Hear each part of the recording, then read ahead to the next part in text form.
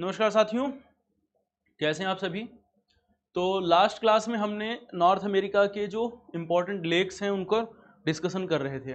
और जो north America की इम्पोर्टेंट लेक हैं कौन कौन से हैं, तो हम कह सकते हैं Great Bear, Great Slave, Athabasca, Reindeer, Winnipeg, Manitoba, इनकी हमने बात की थी। मेनली क्या है कि जो कैनेडियन शील्ड है उस कैनेडियन शील्ड पर जो लेक्स थी उनकी बात कर ली थी। फिर हमने ये कहा था कि कह सकते हैं कि कनाडा और यूएसए की सीमा पर जो लेक्स हैं यानी कि बृहद झीलें हैं, जो ग्रेट लेक्स हैं, उन ग्रेट लेक्स की बात की थी और देखा था कि कौन सबसे बड़ी झील है। उनको पूरब पश्चिम से पूर्व की ओर भी हमने कह सकते हैं कि हमने इन्हें व्यवस्थित किया था। और कुछ इस तरह से व्यवस्थित किया था कि सबसे पहले हमने क्या कहा कि जो झील है उसका नाम है क्या, सुपीरियर झील। तो पश्चिम में सबसे पहले हम बढ़े थे सुपीरियर झील से।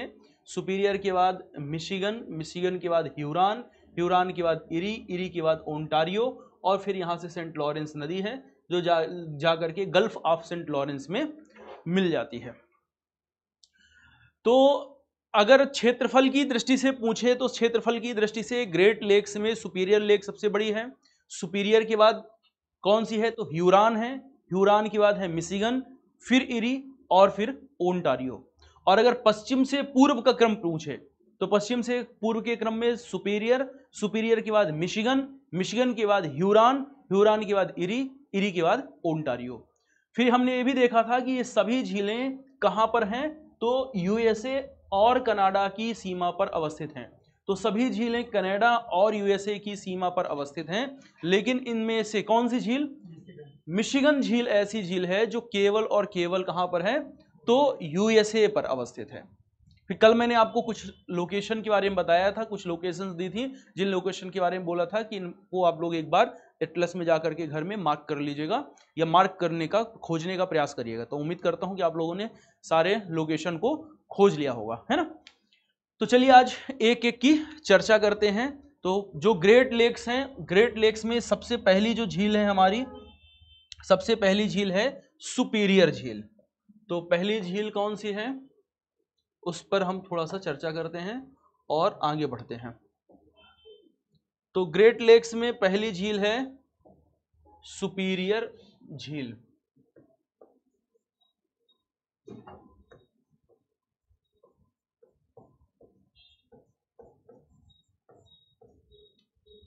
सुपीरियर झील है। अब सुपीरियर झील के बारे में थोड़ी से कुछ बातें कर लेते हैं कि सुपीरियर झील क्या है। तो कनाडा और यूएसए की सीमा पर अवस्थित है। तो सुपीरियर झील कहां पर है, तो ये है आपकी कनाडा और कनाडा के साथ साथ यूएसए की सीमा पर है। तो कनाडा और यूएसए की सीमा पर है। सुपीरियर झील विश्व की सबसे बड़ी ताजे पानी की झील भी है। तो सुपीरियर झील के बारे में क्या है, नेक्स्ट बात इंपॉर्टेंट, कि सुपीरियर झील विश्व में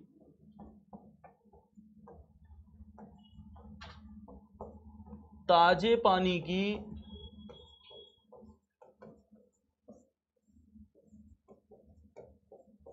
सबसे बड़ी झील है। तो सुपीरियर झील विश्व में ताजे पानी की सबसे बड़ी झील है। और सुपीरियर झील अवस्थित है जिस स्थान पर, उसे कहा जाता है सुपीरियर हाईलैंड का एरिया। तो अगर सुपीरियर झील की बात की जाए तो ये पूरा जो क्षेत्र है, इस क्षेत्र को कहा जाता है सुपीरियर हाईलैंड अथवा सुपीरियर उच्च भूमि, जहां पर यह झील स्थित है। तो सुपीरियर झील सुपीरियर हाईलैंड में है और इस सुपीरियर हाईलैंड के पास है मेसावी रेंज। तो ये कहां पर है, तो नेक्स्ट इंपॉर्टेंट बात है कि सुपीरियर झील है कहां, तो सुपीरियर उच्च भूमि में, सुपीरियर उच्च भूमि में स्थित है। और इस सुपीरियर उच्च भूमि के पास मेसावी रेंज है।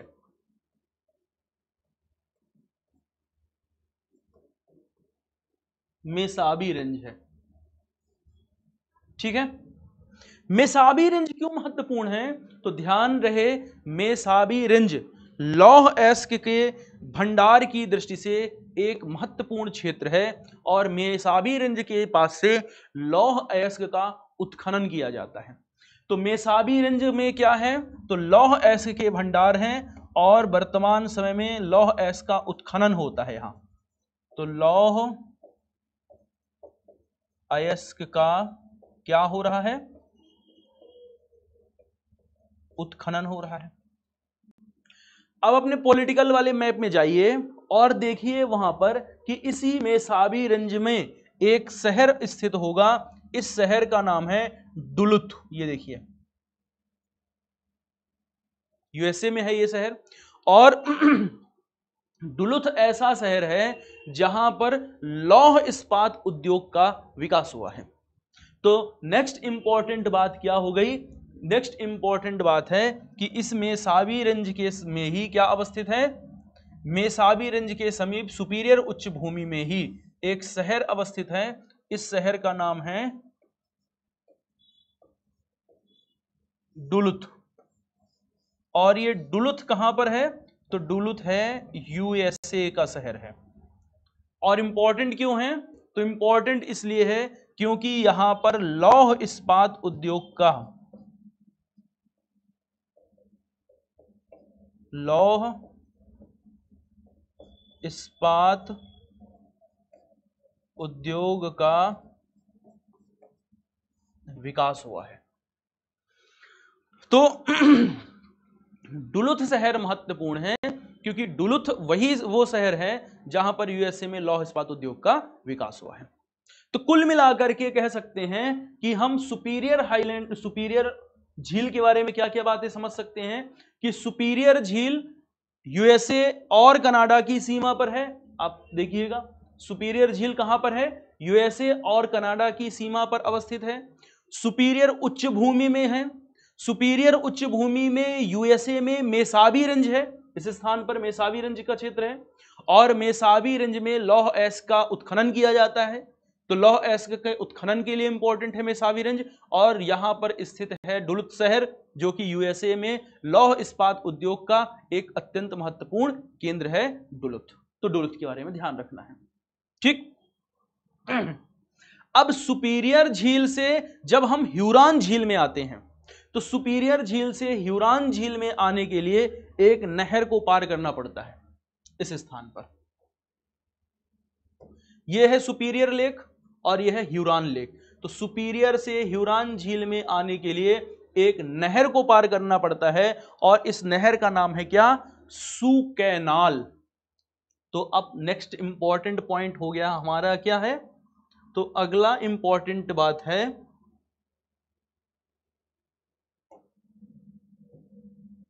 सू नहर।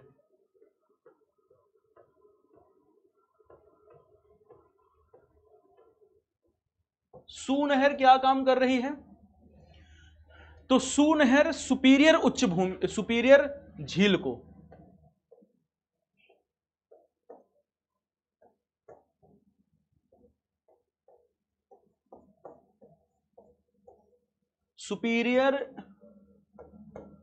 को ह्यूरॉन झील से जोड़ती है।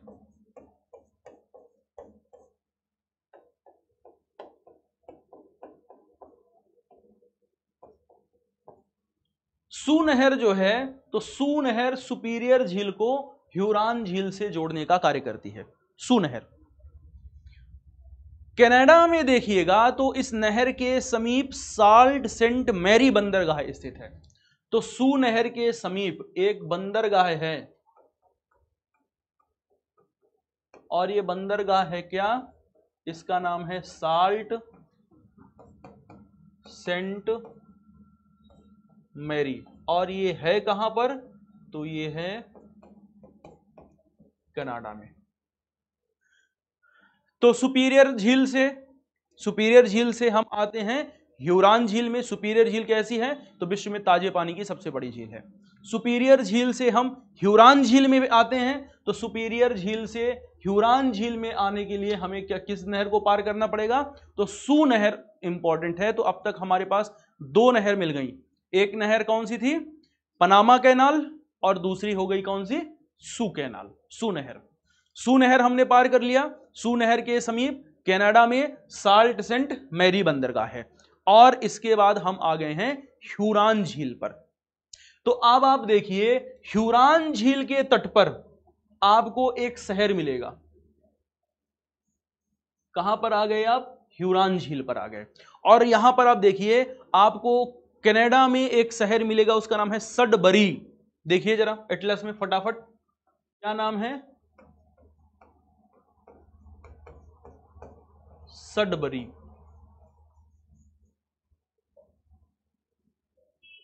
ये है सडबरी।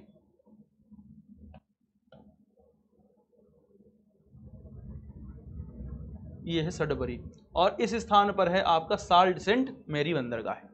ठीक, सडबरी है। सडबरी बहुत महत्वपूर्ण है कनाडा में।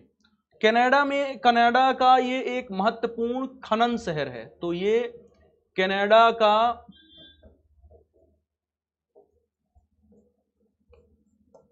महत्वपूर्ण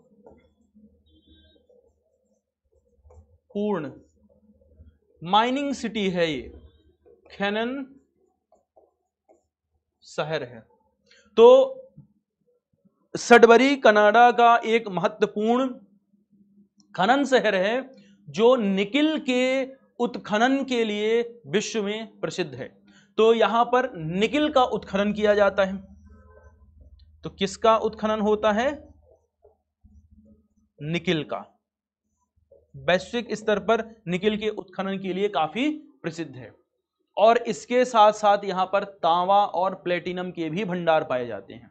तो निकिल के उत्खनन के लिए ये विश्व में प्रसिद्ध है, और निकिल के उत्खनन के साथ साथ यहां पर क्या है, तो यहां पर तांबा और इसके साथ साथ प्लेटिनम के भी भंडार हैं। तो तांबा और प्लेटिनम के भंडार भी इस स्थान पर हैं। ठीक है, तो मिशिगन झील, और मिशिगन झील में हमने देख लिया, मिशिगन झील में एक महत्वपूर्ण शहर है, और उस शहर का नाम है क्या, सडबरी। सडबरी है कनाडा में, कनाडा का एक अत्यंत महत्वपूर्ण शहर है। अब मिशिगन झील से हम आते हैं कहां पर, वो सॉरी ह्यूरान झील, माय मिस्टेक, ह्यूरान झील। अब ह्यूरान झील से हम आते हैं घूमते हुए मिशिगन झील पर। तो ह्यूरान झील, और ह्यूरान झील से हम आएंगे, देखिए इस स्थान पर मिशिगन झील पर तीन शहर मिलेंगे आपको लगातार। एक शहर का नाम है गैरी, इस स्थान पर है। फिर ये शिकागो है, और ये है मिलवाकी।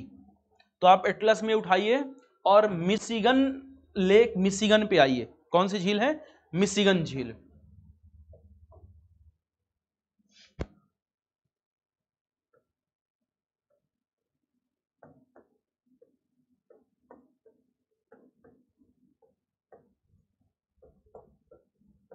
मिशिगन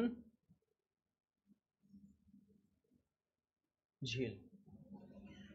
तीन शहर यहां देखिए लगातार आपको दिखाई देंगे। एक का नाम है गैरी,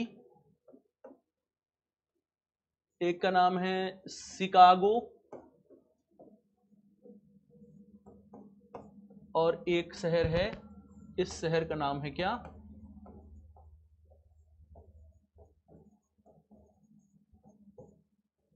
मिलवाकी। गैरी, शिकागो, मिलवाकी, तीन शहर देखिए जल्दी से। अब बात करते हैं, सबसे पहले तो बात करते हैं हम लोग गैरी और शिकागो की। ये दोनों ही शहर दो महत्वपूर्ण खनन क्षेत्रों के पास अवस्थित हैं, गैरी और शिकागो। कैसे, देखिए इस स्थान पर है आपका गैरी, यहां पर है, और यहां पर है शिकागो। और देखिए कि इसी स्थान पर मेसाबी रेंज भी है ना। तो अगर हम गैरी और शिकागो के समीप देखें तो इस स्थान पर मेसाबी रेंज है। तो एक तरफ है मेसाबी रेंज, और एक तरफ है पेंसिल्वेनिया का क्षेत्र। इस स्थान पर ये क्या है, इधर है पेंसिल्वेनिया का रीजन है। तो दो महत्वपूर्ण क्षेत्रों के मध्य ये शहर हैं। एक तरफ क्या है, तो हम कह सकते हैं कि एक तरफ है आपका मेसाबी रेंज,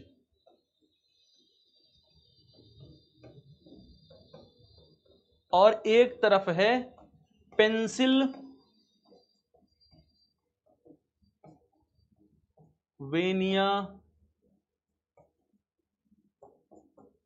का क्षेत्र। मेसाबी रेंज है और पेंसिल्वेनिया का क्षेत्र है। मेसाबी रेंज इसका मतलब है क्या, मेसाबी रेंज यानी सुपीरियर हाईलैंड है यहां पर।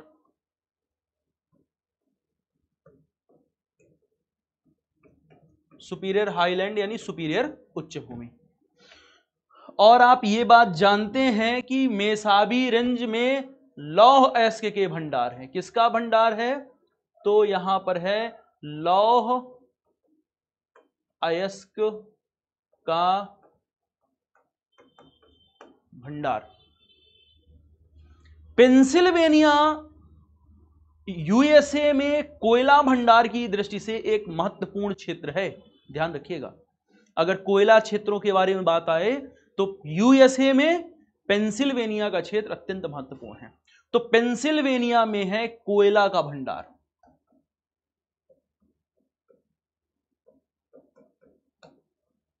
ठीक है,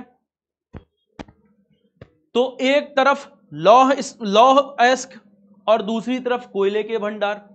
यही कारण है कि गैरी और शिकागो, ये दोनों शहरों में लौह इस्पात उद्योग एवं भारी इंजीनियरिंग उद्योगों का सर्वाधिक विकास हुआ है। तो यूएसए में ये दोनों शहर कैसे हैं, तो इन दोनों शहरों में लौह इस्पात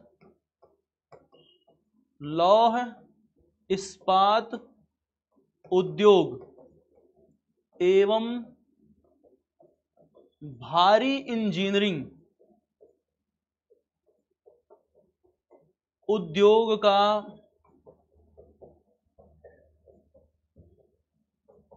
विकास हुआ है। तो यूएसए में गैरी और शिकागो, ये दोनों शहर ऐसे शहर हैं जो कि मिशिगन झील के तट पर हैं। पहली बात तो क्या ध्यान रखना है, गैरी और शिकागो दोनों मिशिगन झील के तट पर हैं। इन दोनों शहरों की मेसाबी रेंज यानी सुपीरियर उच्च भूमि में स्थित मेसाबी रेंज यानी लौह अयस्क भंडार वाले क्षेत्र से निकटता है, और दूसरी तरफ पेंसिल्वेनिया के कोयला उत्पादक क्षेत्रों से निकटता है। यही कारण है कि इन दोनों शहरों में लौह इस्पात और भारी इंजीनियरिंग उद्योगों का सबसे अधिक विकास हुआ है नॉर्थ अमेरिका में, नॉर्थ अमेरिका और विशेषता कहां पर, यूएसए में। ठीक, दूसरी तरफ शिकागो ऐसा शहर है जहां पर यूएसए में मांस प्रसंस्करण उद्योग का भी विकास हुआ है। तो यहां पर लौह इस्पात उद्योग, भारी इंजीनियरिंग उद्योग, और इसके साथ साथ शिकागो शहर ऐसा है जहां पर यूएसए में मांस प्रसंस्करण उद्योग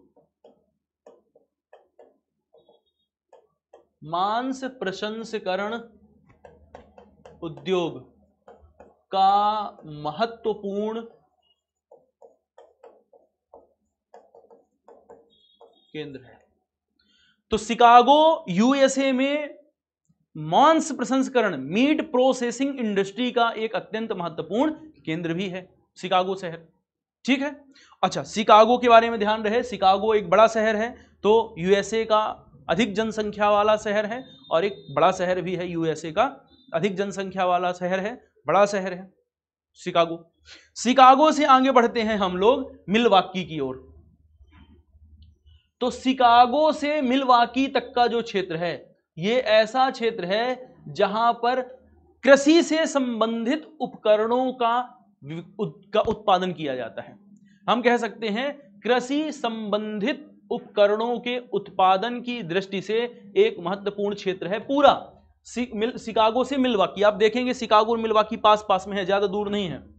तो मैप में देखिए जरा, यह है शिकागो और यह है मिलवाकी।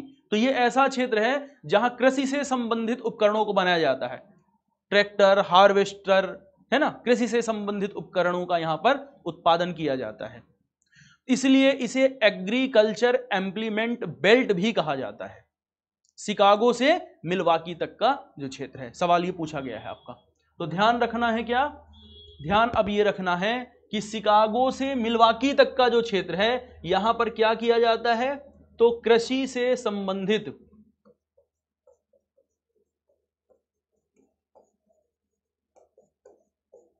उपकरणों का निर्माण किया जाता है, कृषि से संबंधित उपकरणों का निर्माण किया जाता है, इसलिए इसे एग्रीकल्चर एम्प्लीमेंट बेल्ट,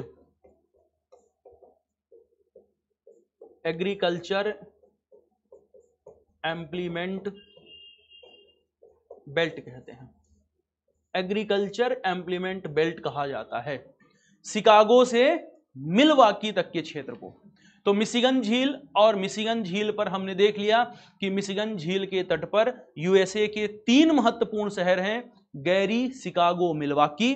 गैरी और शिकागो में भारी इंजीनियरिंग उद्योग और लौह इस्पात उद्योग का विकास हुआ है, शिकागो में मांस प्रसंस्करण उद्योग का विकास हुआ है, और फिर शिकागो से लेकर मिलवाकी तक का जो क्षेत्र है यह है एग्रीकल्चर एम्प्लीमेंट बेल्ट, जहां पर क्या हुआ है, तो एक कृषि से संबंधित मशीनरी या कृषि से संबंधित उपकरणों का विकास हुआ है। ठीक है, चलिए अब हम लोग मिशिगन झील से आगे बढ़ते हैं और आते हैं इरी झील के तट पर। तो इरी झील पर एक महत्वपूर्ण शहर है, आप देखेंगे उस शहर का नाम है डेट्रॉइट।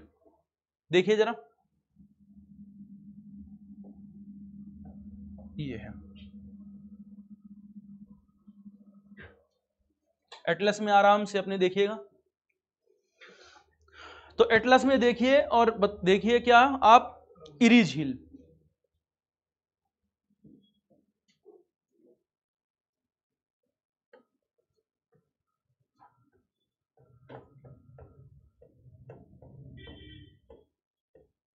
इरी झील, और इरी झील के तट पर एक शहर है, इस शहर का नाम है क्या, डेट्रॉइट।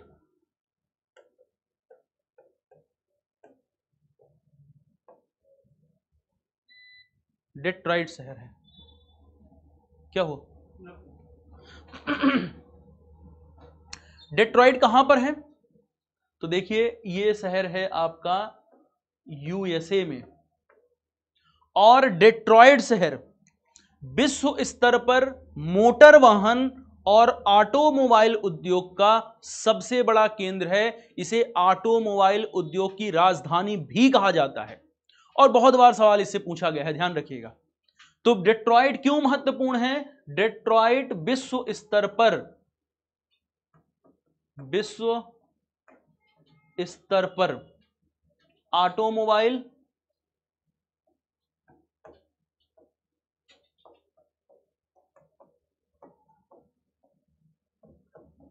एवं मोटर वाहन, विश्व स्तर पर ऑटोमोबाइल एवं मोटर वाहन उद्योग का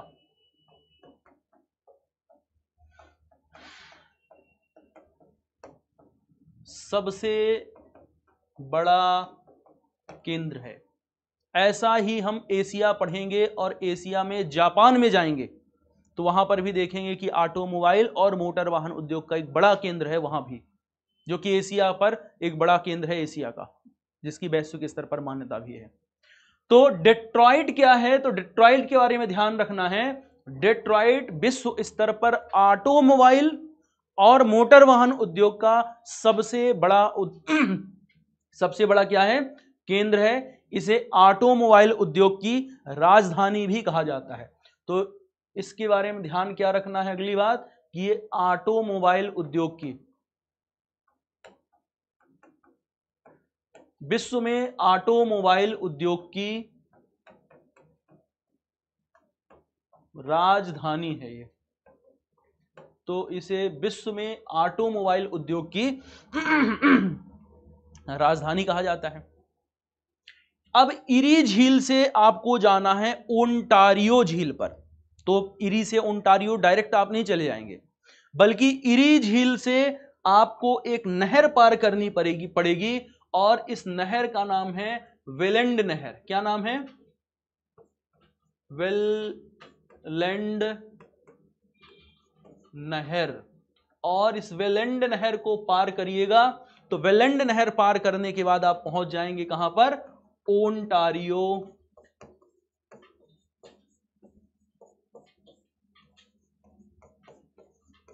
झील पर। अब कुछ बातें हैं जो ध्यान रखनी है। तीसरी झील है ये, पहली पनामा, दूसरी सू कैनाल और तीसरी वेलेंड कैनाल, वेलेंड नहर। तो वेलेंड नहर किसको किससे जोड़ती है? तो ध्यान रखना, ये इरी झील को ओंटारियो झील से जोड़ती है। तो वेलेंड नहर के बारे में कुछ बातें महत्वपूर्ण हैं। पहली बात तो ये इरी झील को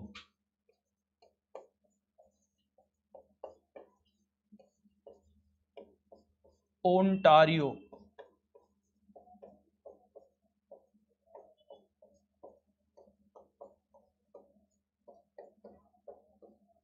झील से जोड़ती है।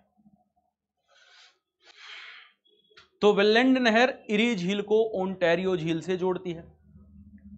दूसरी बात, वेलेंड नहर के समीप नियाग्रा जलप्रपात स्थित है। तो यह इंपॉर्टेंट बात है। वेलेंड नहर के पास क्या है? तो वेलेंड नहर के समीप ही है नियाग्रा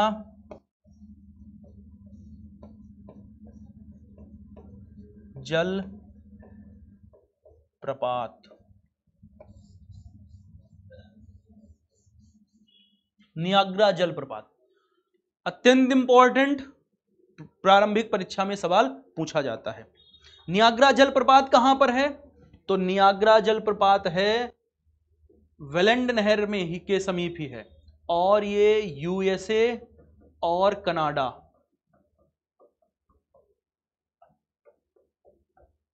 की सीमा पर है। यूएसए कनाडा की सीमा पर है।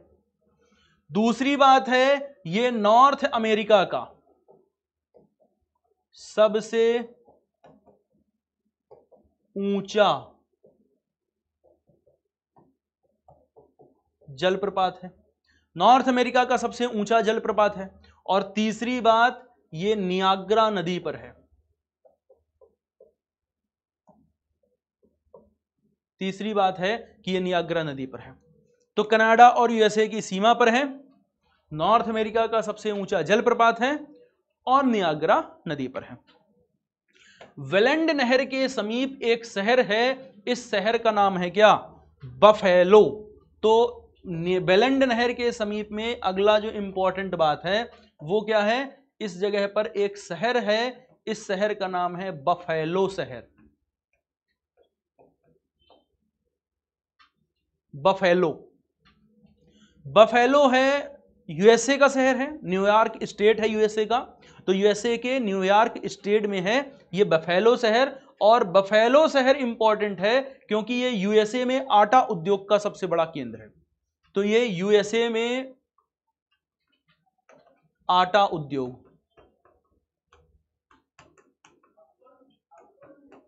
का केंद्र है। तो यूएसए में आटा उद्योग का सबसे बड़ा केंद्र है बफेलो। ठीक, चलिए, तो क्या क्या बातें हो गई? इंपॉर्टेंट बातें, इरी झील के तट पर है क्या? इरी झील के तट पर है डेट्रॉइट शहर। और डेट्रॉइट शहर है यूएसए का विश्व स्तर पर ऑटोमोबाइल उद्योग, मोटर वाहन उद्योग का सबसे बड़ा केंद्र है, ऑटोमोबाइल उद्योग की राजधानी है। डेट्रॉइट इरी झील से हमें जाना है कहां पर? ओंटारियो झील। वेलेंड नहर को पार करेंगे, फिर जाएंगे ओंटारियो झील पर। वेलेंड नहर के समीप ही नियाग्रा जलप्रपात स्थित है, जो कि यूएसए और कनाडा की सीमा पर है। ये नॉर्थ अमेरिका कॉन्टिनेंट का सबसे ऊंचा जलप्रपात है, नियाग्रा नदी पर है। इसके बाद वेलेंड नहर के समीप बफेलो है, और बफेलो यूएसए के कहां पर है? तो न्यूयॉर्क राज्य में का शहर है बफेलो। और बफेलो क्या है? तो हम कह सकते हैं यूएसए में आटा उद्योग का एक बड़ा केंद्र है। ठीक, उसके बाद हम चलते हैं ओंटारियो झील पे, और ओंटारियो झील पे एक शहर मिलेगा टोरंटो, जो कनाडा का सर्वाधिक जनसंख्या वाला शहर है। तो आप पहुंच जाएंगे ओंटारियो झील, और ओंटारियो झील में जाने के बाद आप देखेंगे यहां पर है ये टोरंटो, तो टोरंटो है, इसको मार्क कर दीजिए। तो ओंटारियो झील,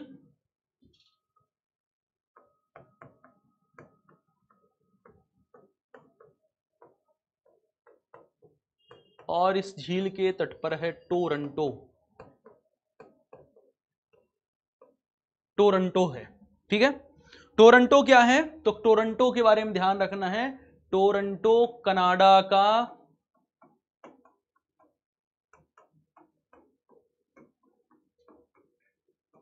सर्वाधिक जनसंख्या वाला शहर है। इस ओंटारियो झील जहां समाप्त होती है, यहां से एक नदी निकलती है, और ये नदी का नाम है सेंट लॉरेंस नदी। क्या नाम है इसका, इस नदी का नाम है सेंट लॉरेंस नदी, सेंट लॉरेंस नदी है। ये सेंट लॉरेंस नदी सेंट लॉरेंस की खाड़ी में जाकर के गिरती है। तो सेंट लॉरेंस की खाड़ी में गिरती है सेंट लॉरेंस नदी। सेंट लॉरेंस नदी विश्व का सबसे बड़ा ज्वार नदमुख क्षेत्र बनाती है। तो सेंट लॉरेंस नदी कैसी नदी है, ये जिस स्थान पर मिलती है, ये क्या करती है, ये विश्व का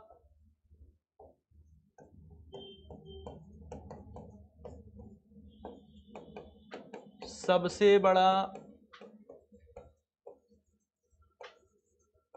ज्वार नदमुख बनाती है, ठीक है। कौन सी नदी, सेंट लॉरेंस नदी।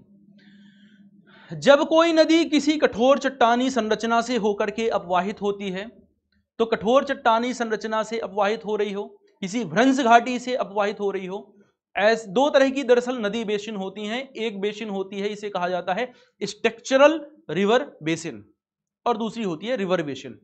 ये मेंस की क्लास में इसको डिस्कस किया जाता है जब हम रिवर बेसिन के बारे में, ड्रेनेज सिस्टम के बारे में पढ़ते हैं। तो जब कोई नदी किसी स्ट्रक्चरल बेसिन से होकर के अपवाहित होती है, तो स्ट्रक्चरल बेसिन से अपवाहित होने के कारण चूंकि पहले से संरचना का निर्माण हो जाता है, उसके बाद जल का प्रवाह होता है, तो नदी के पास अवसादों की कमी होती है, और नदी मुहाने के समीप अवसादों का निक्षेपण ना कर सीधे मिल जाती है। ऐसे समय नदी के द्वारा मुहाने पर अवसादीकरण का काम नहीं किया जाता, या अथवा अत्यंत ही अल्प मात्रा में किया जाता है। इसलिए इस समय एस्चुरी का निर्माण होता है, ज्वार नदमुख क्षेत्रों का निर्माण होता है। जब कोई नदी अपनी प्रारंभिक अवस्था, युवावस्था, प्रौढ़ावस्था, वृद्धावस्था से होकर के गुजरती है, अपने मार्ग में लगातार अपर्दन का काम कर रही होती है और आगे बढ़ रही होती है, क्षैतिज ऊर्ध्वाधर अपर्दन करती है, आगे बढ़ रही होती है, ऐसे समय नदी के पास अधिक मात्रा में सेडिमेंट आ जाते हैं, और नदी अपने मुहाने के समीप सेडिमेंटेशन करती है, अवसादीकरण का कार्य करती है, बहुत अधिक मात्रा में अवसादों का निक्षेपण कर देती है, और निक्षेपण होने के बाद मुहाने के समीप नदी अनेक जल वितरिकाओं में बढ़ जाती है, डिस्ट्रीब्यूटरीज में बढ़ जाती है। जो भौगोलिक संरचना बनती है इस समय, उसे कहा जाता है डेल्टा, ठीक है। इसे और डिटेल में पढ़ाएंगे जब मुख्य परीक्षा की क्लास होगी वहां पे। तो सेंट लॉरेंस नदी एक ऐसी नदी है जो कि सेंट लॉरेंस की खाड़ी में जाकर के गिर रही है, और ये विश्व का सबसे बड़ा ज्वार नदमुख विश्व का सबसे बड़ा ज्वार नदमुख बना रही है, विश्व का सबसे बड़ा ज्वार नदमुख।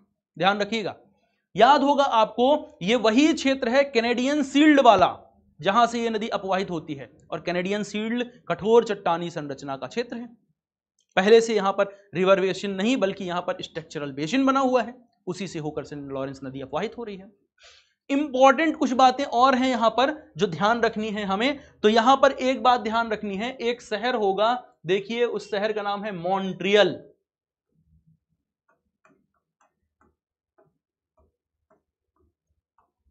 कनाडा का शहर है, देखिए जरा, मॉन्ट्रियल।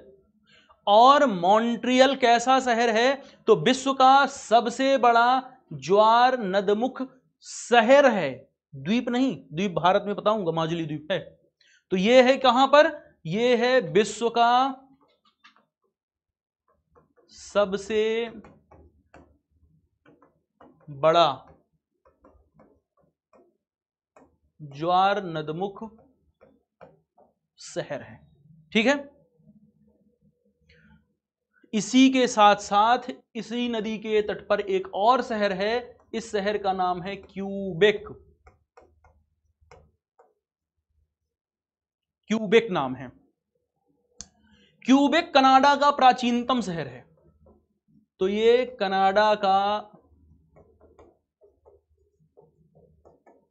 प्राचीनतम शहर है। यहां पर फ्रेंच जनसंख्या ज्यादा पाई जाती है और यहां पर फ्रेंच भाषा का भी लोग इस्तेमाल करते हैं। तो फ्रेंच जनसंख्या है यहां, फ्रेंच भाषा का लोग इस्तेमाल करते हैं। तो हम क्या कह सकते हैं, ये वो शहर है कनाडा का जहां पर फ्रांसीसी समुदाय अधिक मात्रा में रहते हैं। फ्रांसीसी समुदाय यहां पर ज्यादा रहते हैं। कॉलोनियल एरा था और कॉलोनियल एरा में आपको पता है कि कनाडा फ्रांस का क्या था, एक कॉलोनी थी। तो आज भी यहां पर फ्रांसीसी समुदाय के लोग अधिक मात्रा में रहते हैं। इसलिए क्या किया जाता है, क्यूबेक को फ्रेंच सिटी कहा जाता है। तो यहां इसे फ्रेंच सिटी भी कहते हैं, ठीक। तो ये है हो गई हमारी कौन सी, ग्रेट लेक्स के बारे में बातें, जो ग्रेट लेक्स हमारे लिए इंपॉर्टेंट थी। अब एक और झील है, देखिएगा, ग्रेट साल्ट लेक। तो अपना एटलस उठाइए, यूएसए के पास जाइए और जल्दी से वहां पर देखिए एक झील, और उस झील का नाम है ग्रेट साल्ट लेक।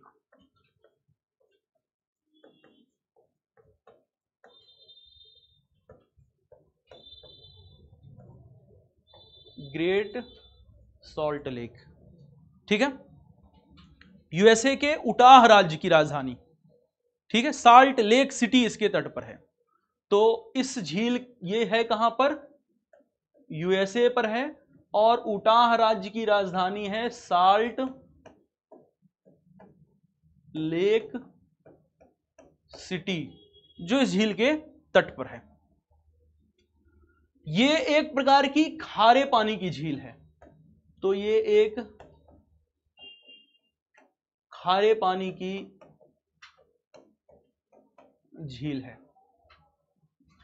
मीठे पानी की एक झील थी वोनेविले, वो मीठे पानी की झील का ये बचा हुआ भाग है, या हम कह सकते हैं मीठे पानी की झील जो वोनेविले झील थी, उस झील का अवशिष्ट भाग जो बचा हुआ है, वही अवशिष्ट भाग आज ग्रेट साल्ट लेक के रूप में है। तो ग्रेट साल्ट लेक के रूप में है, बचा हुआ है, ठीक है। अब उत्तरी अमेरिका महाद्वीप में कुछ स्थानीय हवाएं हैं, उन स्थानीय हवाओं की चर्चा कर लेते हैं, जो एग्जाम के पॉइंट ऑफ व्यू से इंपॉर्टेंट होता है। तो हेडिंग लगा गई, नॉर्थ अमेरिका महाद्वीप की स्थानीय हवाएं। स्थानीय हवाएं कैसी हवाएं होती हैं? तो स्थानीय हवाएं ऐसी हवाएं हैं, हमने पढ़ा है प्राथमिक वायुमंडलीय परिसंचरण जो कि वैश्विक स्तर पर होता है, द्वितीयक वायुमंडलीय परिसंचरण। द्वितीयक वायुमंडलीय परिसंचरण ऐसा वायुमंडलीय परिसंचरण है जिसका संबंध किसी प्रादेशिक स्तर से है। और तीसरा है, मैंने आपको बताया था, तृतीयक वायुमंडलीय परिसंचरण। और तृतीयक वायुमंडलीय परिसंचरण ऐसा वायुमंडलीय परिसंचरण है जब किसी क्षेत्र विशेष पर तापमान और वायुदाब के अंतर के कारण वायुमंडलीय परिसंचरण होता है, तब इसे हम कहते हैं तृतीयक वायुमंडलीय परिसंचरण। इसे हम स्थानीय हवाओं के नाम से जानते हैं। तो उत्तरी अमेरिका महाद्वीप में कुछ ऐसी ही महत्वपूर्ण स्थानीय हवाएं चलती हैं जिन्हें अलग अलग नामों से जाना जाता है। कुछ गर्म हैं और कुछ ठंडी हैं, एग्जाम के लिए हमारे बहुत महत्वपूर्ण हैं। तो सबसे पहले तो गर्म हवाओं की बात करते हैं। तो जो गर्म है, गर्म में एक हवा है, इसका नाम है चिनूक। तो गर्म हवा में नाम ध्यान रखना है, क्या नाम है? चिनूक। चिनूक नाम है। कहां पर चलती है? तो ये कनाडा और यूएसए, कनाडा यूएसए का जो क्षेत्र है, रॉकी पर्वत का मुख्य रूप से पूर्वी ढलान जो है, तो कनाडा यूएसए में रॉकी पर्वत के पूर्वी ढलानों वाले क्षेत्रों में इस पर्वत का प्रभाव, इस पवन, गर्म पवन का प्रभाव होता है ग्रीष्म ऋतु के समय, जिस पवन को हम क्या कह रहे हैं? चिनूक पवन कह रहे हैं। चिनूक पवन आती है शीत ऋतु जैसे ढलती है, चिनूक पवन आती है धीरे धीरे बर्फ गलना प्रारंभ होती है, चिनूक पवन। ठीक है। दूसरी पवन है, इसे कहा जाता है ब्लैक रोलर। ब्लैक रोलर, ये भी इंपॉर्टेंट है हमारे लिए। नॉर्थ अमेरिका कॉन्टिनेंट का जो मैदानी क्षेत्र है, नॉर्थ अमेरिका का मैदान, जो मध्यवर्ती मैदानी क्षेत्र है, इस मध्यवर्ती मैदानी क्षेत्र में इस ब्लैक रोलर पवन का प्रभाव रहता है। यह भी एक प्रकार की गर्म पवन है। और तीसरी है सांता आना। सांता आना, तो चिनूक, ब्लैक रोलर और सांता आना। और सांता आना का प्रभाव कहां पर है? कैलिफोर्निया का क्षेत्र। तो जो कैलिफोर्निया वाला क्षेत्र है, इस कैलिफोर्निया वाले क्षेत्र में सांता आना का प्रभाव रहता है। बेसिकली कैलिफोर्निया के पास ही सांता आना घाटी भी है, तो सांता आना घाटी में इसका प्रभाव रहता है, सांता आना पवन का। अब अगर हम बात करें ठंडी पवन की, ये तो गर्म पवनें हो गई, तो ऐसे ही कुछ कौन सी पवनें हैं? गर्म के साथ साथ कुछ ठंडी पवन है जो स्थानीय स्तर पर प्रभाव रहता है जिनका।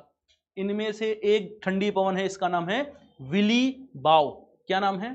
तो नाम है विली बाव। विली बाव जो है, तो इसका प्रभाव रहता है अलास्का रीजन में। आप जानते हैं यूएसए का स्टेट है अलास्का, अलास्का की जगह में। इसके बाद है नॉर्दर्न और नार्टी, ये यूएसए और साथ साथ मैक्सिको, यूएसए और मैक्सिको। इसके बाद है पैपागायो, एक और पवन है, इसका नाम है पैपागायो, ये भी मैक्सिको में। तो नॉर्टी जो है यूएसए और मैक्सिको में है, नॉर्दर्न यूएसए में है। ठीक है। तो ये हैं कुछ स्थानीय पवनें। स्थानीय पवनों में चिनूक कनाडा और यूएसए में, ब्लैक रोलर नॉर्थ अमेरिका का जो मैदानी एरिया है, सांता आना जो है कैलिफोर्निया का क्षेत्र है, कैलिफोर्निया की सांता आना की घाटी में। बिली बाव जो है यूएसए के अलास्का रीजन में रहती है। नॉर्दर्न का प्रभाव रहता है यूएसए और कह सकते हैं दक्षिणी कनाडा से लेकर के यूएसए तक का जो पूरा क्षेत्र है नॉर्दर्न। नॉर्टी जो है यूएसए और यूएसए के साथ साथ मैक्सिको के उत्तरी क्षेत्रों में रहती है। और पैपागायो का प्रभाव मैक्सिको वाले क्षेत्र में है। ठीक है। तो इस प्रकार से उत्तरी अमेरिका कॉन्टिनेंट में जो भी इंपॉर्टेंट बातें थी हमने डिस्कस कर ली। अब नेक्स्ट क्लास में दक्षिणी अमेरिका कॉन्टिनेंट पर बात करेंगे। आप लोग क्या करिएगा कि जो भी इंपॉर्टेंट जो देश हैं, देश की बाउंड्री वगैरह आप लोग देख कर आइएगा। और कल की क्लास में साउथ अमेरिका शुरू करेंगे और फिर इसके बाद अगले कॉन्टिनेंट पे। Thank you.